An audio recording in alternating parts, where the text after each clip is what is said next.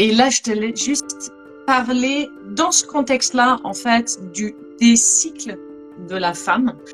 entre le début et la fin, de tous les grands problèmes, en fait, que les femmes rencontrent,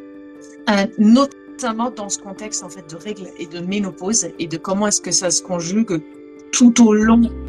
de la vie de femme avec les problèmes qui se présentent aujourd'hui. Souvent, il y a des femmes qui n'ont absolument aucun problème avant avec leurs règles, avec leur fertilité, quoi que ce soit, et qui, à la périménopause, là, elles s'en prennent plein la figure et c'est un petit choc. Mais le gros des soucis qu'on rencontre à cette période-là, souvent, c'est concentré sur la périménopause plus que sur la ménopause finalement. Et en fait, dans nos têtes, les bouffées de chaleur, les choses qu'on associe à la ménopause, c'est plus des choses de périménopause, même si la frontière n'est pas forcément nette pour tout le monde. Donc on se retrouve pendant cette périménopause vraiment avec de l'estrogène, un coup hyper haut, un coup normal, un coup hyper bas, un coup hyper haut. Et ça peut produire quand même beaucoup de symptômes. Et c'est pour ça que tester ces hormones à la périménopause peut nous donner pas mal de petites surprises, parce qu'on ne sait jamais un petit peu où on en est au niveau de cet estrogène.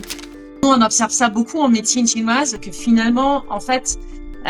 les symptômes de ménopause, c'est un grand fourre-tout dans lequel on met tout, et surtout, on a la